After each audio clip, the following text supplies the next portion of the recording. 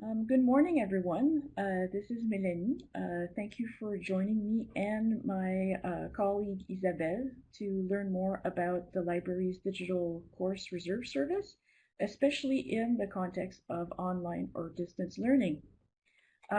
So Isabelle and I will be keeping an eye on the chat. If you have any questions during the presentation, we'll try to answer as many of them as we go along, but there will also be time at the end for more questions. So just want to point out that the slides will be sent to you later today in PDF with clickable links. So even if you miss something, there will be the recording, but you'll also have the slides to go back to. Also, I'd like to point out that you will probably hear the word ARES a lot during this webinar. So ARES, A-R-E-S. So that's the name of the platform that we use at the library for the course reserve.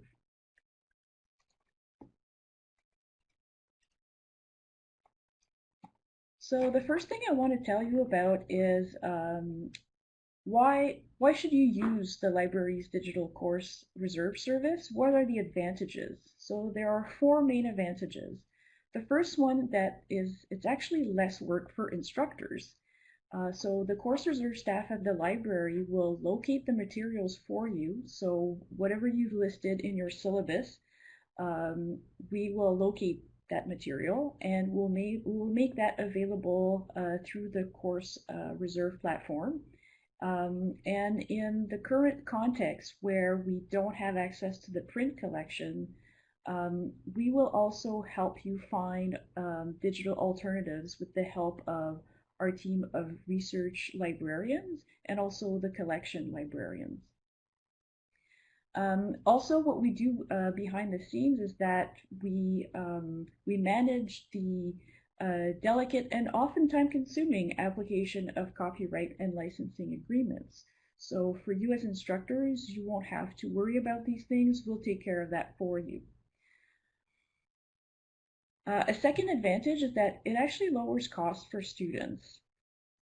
And it reduces cost because we're trying to maximize the use of material that's openly available that may not have any copyright restrictions, but also maximize the use of the library's own collection, and in this particular context, specifically our electronic collection.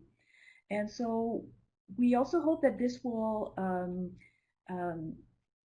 make students less dependent on textbooks, print textbooks, but also digital ones that require an access code and have a limited time access, but also to print course packs, which are actually more difficult to access and more difficult to coordinate these days. A third advantage is that the course reserve service and the system, the platform, is easily accessible. So it's available 24/7 remotely. So it's ideal in this time when the vast majority of us are off campus. And it looks like it will probably be the case for the fall as well. So it also allows for multiple concurrent users. The only exceptions to that are really when an ebook is only available to a few people at a time due to licensing restrictions. But the library is trying to purchase more access so this doesn't happen, and it becomes it's rare that this would happen. So we'll talk about that a bit more later. And also it's easily accessible through Virtual Campus.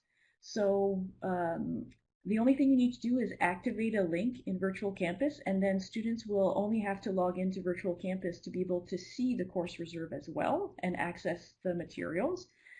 So if you're using Virtual Campus, that's great, then we can easily do that. And part of this webinar will include a demonstration on how to activate that link. And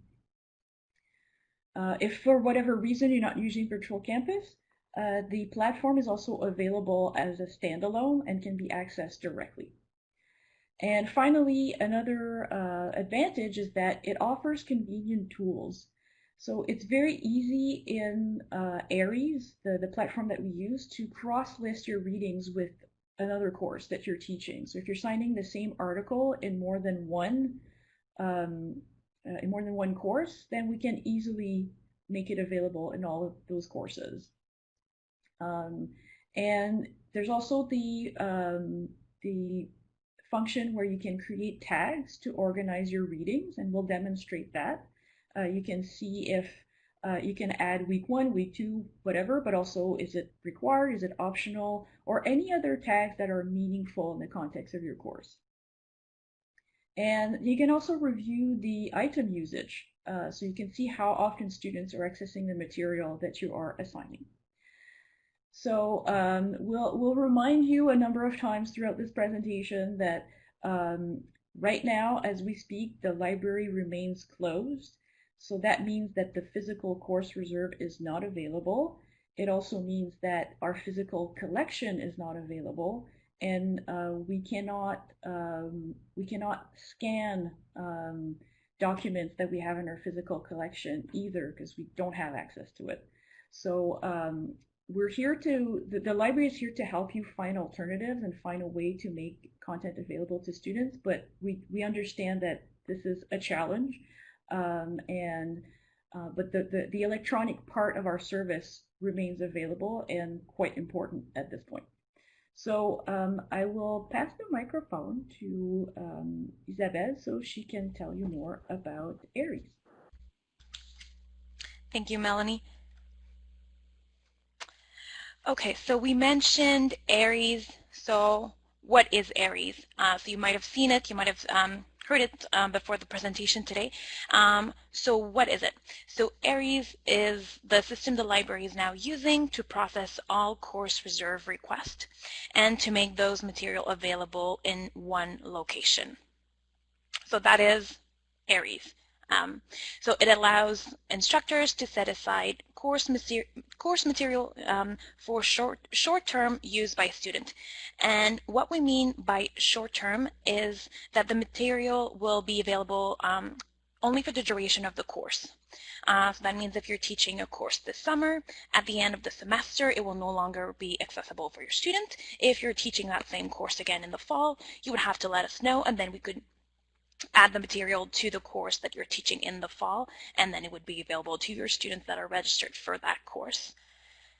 It provides a single point of access for all course materials, so that means we would take all the material. In this case, while the library remained closed, as Melanie mentioned before, it will only be limited to digital items, but that includes ebooks, articles, videos, websites. So all that material would be added in ARIES and would be accessible to your students in one location.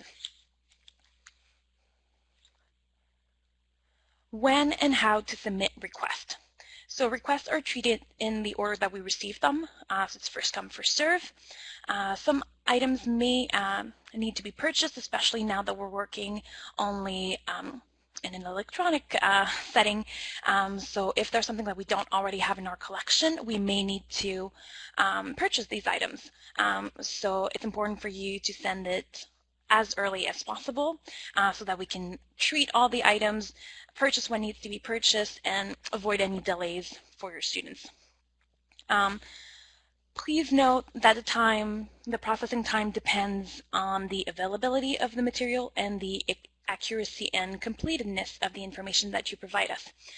So if we have to do a lot of back and forth between you, it's not a problem. It may cause some slight delays. So for example, you send us the title, but we don't have the author or the edition or the year that the book was published. We're not sure what you actually need, so we may have like little delays in that case. So the more complete the information, the better it is. Due to the number of requests that we receive before each semester, our policy is to treat the first 3 to 4 weeks of material, and then we'll add the rest later on. So that way everybody will have access to the material that the students require at the beginning of the semester, and we are mindful of the dates that the students need to have access. So we do keep that in mind when we're treating all the material, but that's just our policy to get more stuff available more quickly. During non-peak times, it usually takes us a day or two to process. That doesn't mean that it will be available necessarily in a day or two, depending on if the material is available or not, or if we need to purchase or not. So how do you submit your request? So that part is really easy. You just need to email us your course syllabus, your reading list. You can send us a reference, all that good stuff. You can send us that by email at ares, ares@uottawa.ca. Please provide us with the course code as well when you email us so that we know for what course, because some of you might be teaching more than one course, so we wouldn't know exactly which one you want to add the material on. Once the request has been processed, all the material will be made available to your student via Aries. You can also integrate Aries into Virtual Campus, also called Brightspace. I'll show you in a little bit. We'll do a demonstration on how to activate that into Virtual Campus. So that way it's one-stop shop. Your students will be able to access all the material at the same place.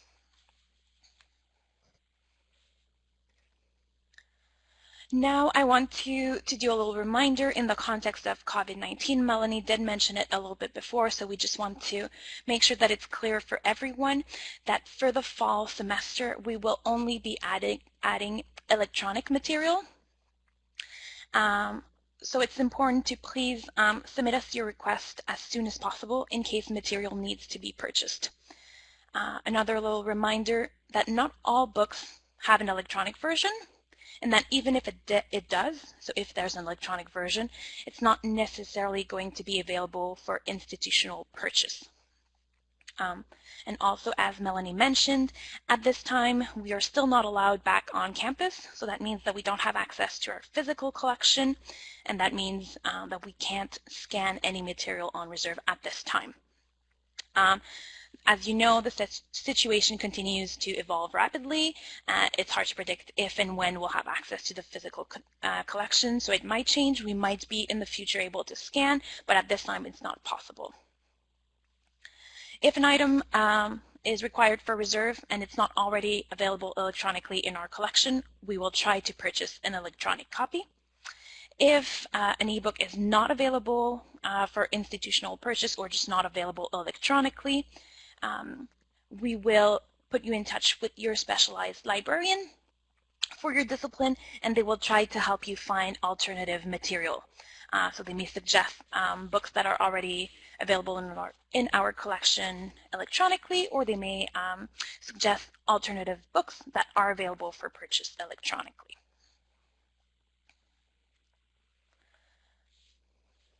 Okay, so I will give the mic back to Melanie to continue the presentation.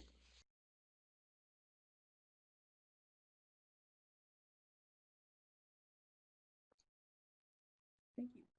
I was answering some questions in the chat. So what do we do behind the scenes? So as you may have gotten a hint already, so what the library does once it receives your course syllabus or your reading list is that we locate the material list that you've listed. So right now, because we don't have access to the physical collection, it means that we provide links to electronic resources that we have in our collection. So articles, ebooks, videos, or if it's a resource that's outside, that's just on the web, we also provide a link to that.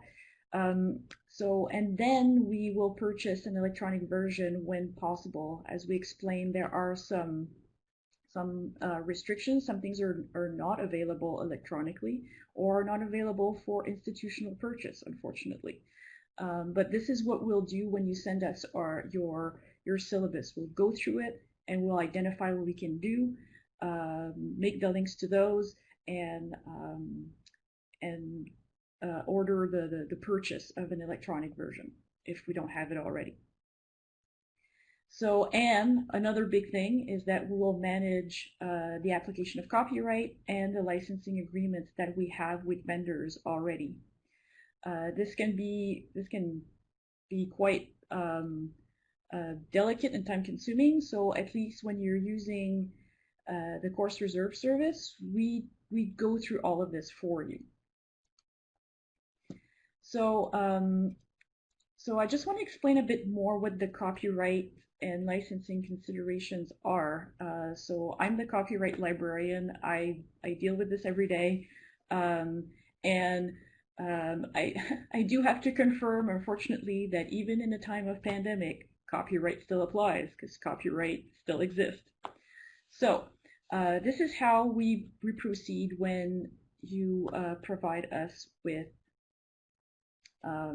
your syllabus, with your course material listed. So the first thing that we do is that we look to see if we have it in our collection already, our electronic collection. And if we do, then we look at the license agreements that we have with the content providers. And the licenses that we sign with content providers usually allow for educational use within certain, limits. They'll say, yes, it's fine. You can, download a PDF and add it to your course management system, for example, or to the course reserve. Some are actually more restricted and will say, no, you can't make copies that are going to be redistributed even in a learning management system. You can only link to it. So we verify these things. We also verify if what you would like to assign might actually be available in open access, where there are few copyright restrictions, or it may be that what you're assigning is of a certain age and maybe there's no more copyright on it. Maybe it's in the public domain, the copyright has expired. So we'll look for those possibilities as well. And then there's fair dealing. So if you've ever heard of the 10% rule, or that one article from one issue of a journal or one book chapter is okay, those are the fair dealing guidelines that the university has put together to help you and help us apply fair dealing. Fair dealing is an exception in the Copyright Act that allows for the reproduction of copyright protected content without asking permission from the copyright owner, but under certain circumstances. And one of those circumstances is for education, but that's only one factor to keep in mind. There's also how much of it, how widely distributed is it going to be, etc. So we apply this analysis to every item that needs to be reproduced to see if it's considered fair under the law. And so we do rely on fair dealing quite a bit, but like I said, it's an analysis that we have to apply to every item that would be reproduced. So if none of these things apply, then we will consult with you first about reducing the amount to be reproduced. Because one thing to keep in mind about fair dealing is that what you need, the idea is that you should not be reproducing more than one is needed to make your point. So what is the point that you're trying to make with that excerpt that you're reproducing, and does it need to be like what is absolutely needed? And that would be more likely to be considered fair than just reproducing and not really thinking about, if the whole thing is actually needed. So we will consult you about this if there's a problem. We will consult you about possibly using an alternative, and then that's where our research librarians at the library, so the research librarians in your discipline, can also help you try to find alternatives. And then of course there's the process to obtain permission. So if all else fails, quote unquote, if we have to ask for permission, the Copyright Office, which is part of the library, will go ahead and request permission. But permissions can take a long time, and they're actually not guaranteed to come back as a positive. So that's why we certainly encourage instructors to turn to alternatives when there is one. And so the permission process goes through us at the Copyright Office, so you don't have to go and contact a publisher or an author and ask for permission. we take care of that at the library through the Copyright Office. If you are providing us your own digital materials already, then make sure it's a legitimate copy, it's a legal copy, and that it is, or that it's something for which you own the copyright. So if it's your own article, do you still own the copyright on it? If you do, then, and you can give us permission to use it, then we'll be able to use it in the course reserve. Another thing to keep in mind is that, and that's a question that comes up a lot. People say, well, you know, if the fair dealing guidelines allow to put an article from one issue of a journal, like the PDF of it, in Brightspace or in the course reserve, why should we create a link to it instead? So at the course reserve service, we privilege linking rather than adding PDFs whenever possible for two reasons. One is that hyperlinks are not protected by copyright. So that takes care of a lot of problems already.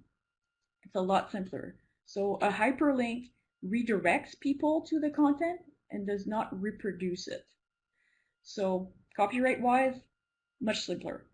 But the other reason is that for the library, it's actually important for us to know how much our resources are being used. If you download a PDF of an article and you put it in Brightspace, or we were to put it, then we don't, in the course reserve, it's not as easy for us to keep track of the usage. Because one PDF sounds like one use. But if you assign it to 200 students, we don't know about that specifically. So in our systems that keep track of usage, this is only going to appear as one use, while in the end, that particular article is actually more used than that. So, so whenever possible, we prefer to use links for those two reasons.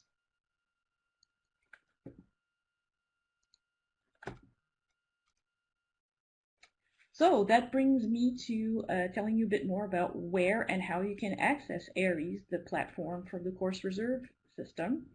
So what you have on the slide is a short URL for the course reserve page on the library website.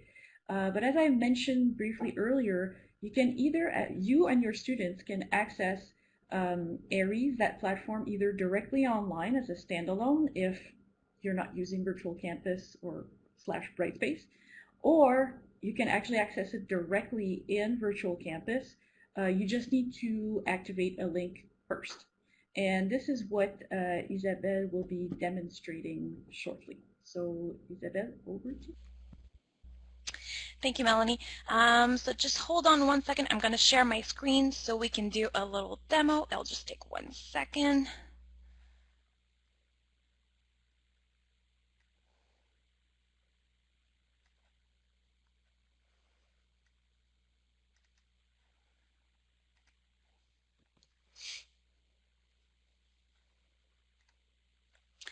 Okay, so you should now be able to see the library webpage. So I just want to show you the link that was on the previous slide where that brings you. Or if you're on the library homepage, you can go under Find here and go to Course Reserve, and then you'll see there's a little pop-up that says Course Reserve Service for Professor. So this page is resources for professors. So I'm just going to click on that here. So on this page, you will find a lot of information that we already talked about today. And there's also like an FAQ question at the bottom. So if you have any questions that we haven't answered yet, you may find the answer here. If you forget our email address, you can find it here in the Contact Us box. So it's aries, A-R-E-S @uottawa.ca. And you also have the link here to log into ARIES. So if you click over here, it will open up the page to ARIES. So if you are not using Virtual Campus or Brightspace, this is where you would go to log into ARIES.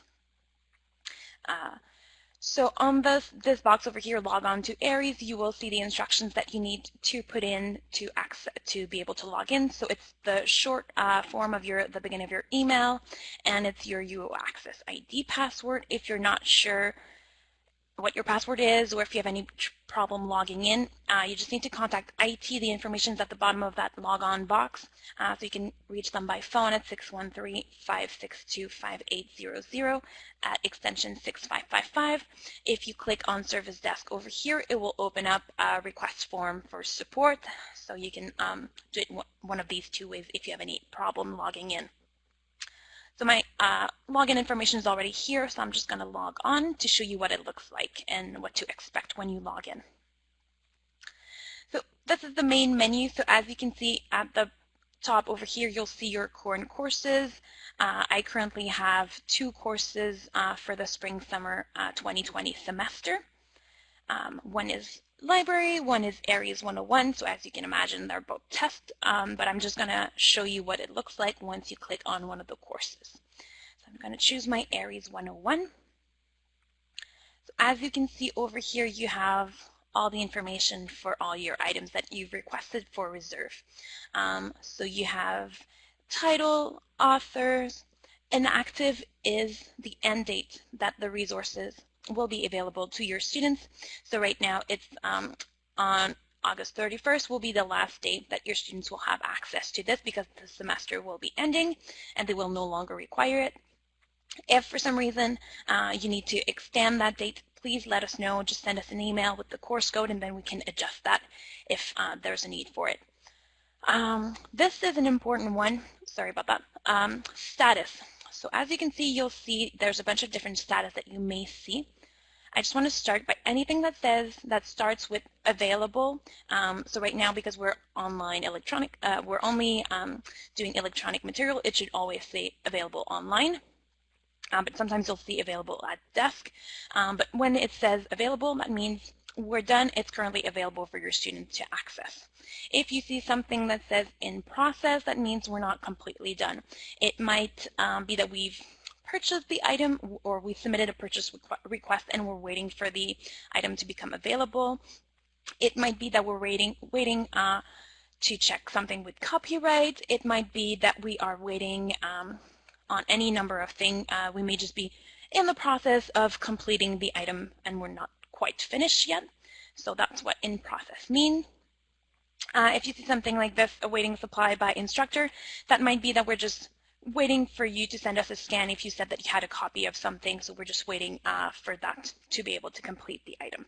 So I just wanted to mention the different status. If you see something that you're not sure, you can always send us an email and we'll be happy to answer your questions.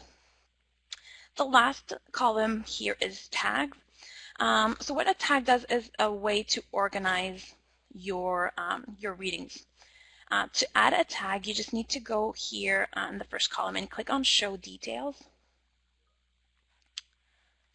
And then in Instructor Tag, you'll be able to add something. So it could be that you want to differentiate between mandatory readings and optional readings. It might be that you want to help your students organize the readings, so you can say, okay, so this one is for week 4. And you want to add another one, so you can separate it by a comma, and then you can say that it's also a mandatory reading. I'm going to click Modify Tags to add it. I'm going to go back here to my main menu, go back to my course, and here I can see mandatory reading and week 4. So the way it works to kind of screen, so I could go over here and type week 4 to see what are my readings for week 4. Sorry, I forgot the space in between. So here you can see that this is the only one that has this tag, so it shows up over here. So this is not mandatory. You can decide what you want to use and if you want to use them.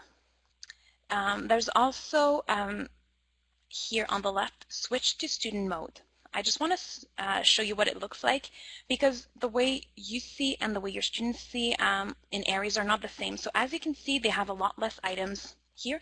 That's because they only see what is available to them. So everything that is in process, they won't be able to see. So if, for example, a student contact you and they say, oh, this item is on the reading list, but I can't see it, you can check, of course, the status, but you can also switch to student mode to see why it's not there, or if it's supposed to be there or not. So this is just a brief overview. I'm so sorry.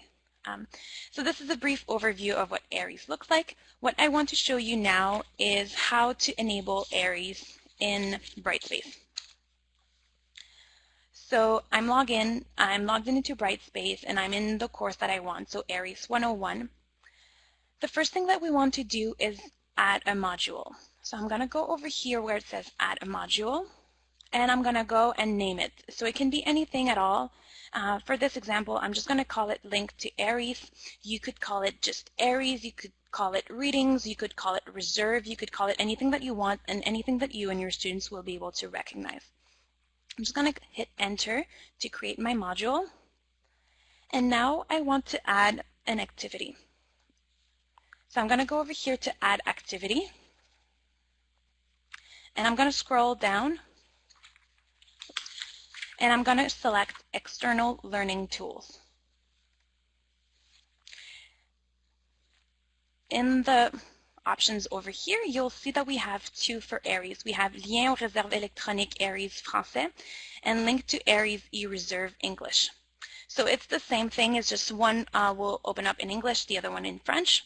So if the course you're teaching is in English, we can select English. If you want to give a choice to your students as to what language they prefer, we can go back to Add Activity, again choose External Learning Tools, and then we can choose the French link to Aries. It's really up to you, or if you have a course that is in French, then you could choose the French link as well.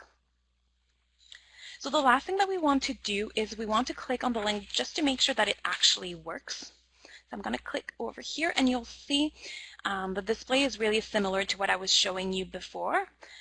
So you have the same options. So here you see all the same titles, the same categories. So we have the titles, we have the author, the inactive date, the status, and then we have the tags. If we go to Show Details here, we also have the possibility of adding tags. I should mention the difference between instructor tag and personal tags. Instructor tags will be visible to your students. Personal tag will only be seen by yourself. So here, if I want to say that this reading is for week 6, I can add that in, click Modify Tag, and then I could go to Course Home, and then I'll see here my tag for week 6 is here. You also have the option of switching to student mode if you want to be able to see what your students are seeing. To do that, at the top here, you just click on Switch to Student Mode, and then you will see the 4 items that are currently available for your students. To go back to instructor mode, it's really easy. You just click on Switch to Instructor Mode here at the top. Oops, there we go. Okay. So just give me 1 second. I'm just going to go back. I'm just going to stop sharing my screen and go back to the presentation.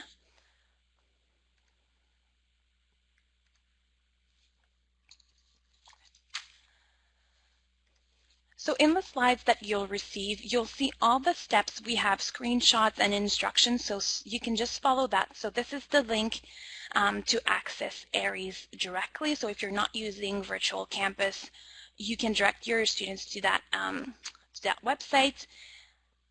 And then here you have the instructions on how to activate Aries in Virtual Campus if you are using Brightspace. So this is exactly the same thing that I did. We have screenshots and step-by-step instructions. So if I was going a little too fast, or maybe it seems easy now, but if you go back in a couple weeks, it might not be as obvious. So you can just follow these instructions. They will be sent out to you after the session today. So first we add a module, you name it, whatever is a name that will be helpful to you and your students. And then we want to add an activity, and we will use external learning tools from the drop-down list. Once we've done that, you can choose if you want to add the link in English or in French. You can do both, as I did in the demo. You just have to repeat the last steps to add the second one. And then once you've done that, you'll be able to see the link. And I always recommend that you test it just to make sure that it does work. Okay, and once this is just also a brief screenshot of what it would look like in instructor mode and then here in student mode. So that way if your students have any questions, then you can go back to this and see, okay, yes, I remember now. They can only see this and not the items in process, for example. So that's it for the demo. I will give the mic back to Melanie.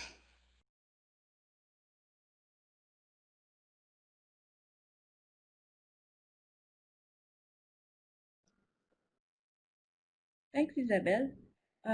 So we're almost done. So right now what we're projecting is some more information. Like if you need more information, where can you turn to?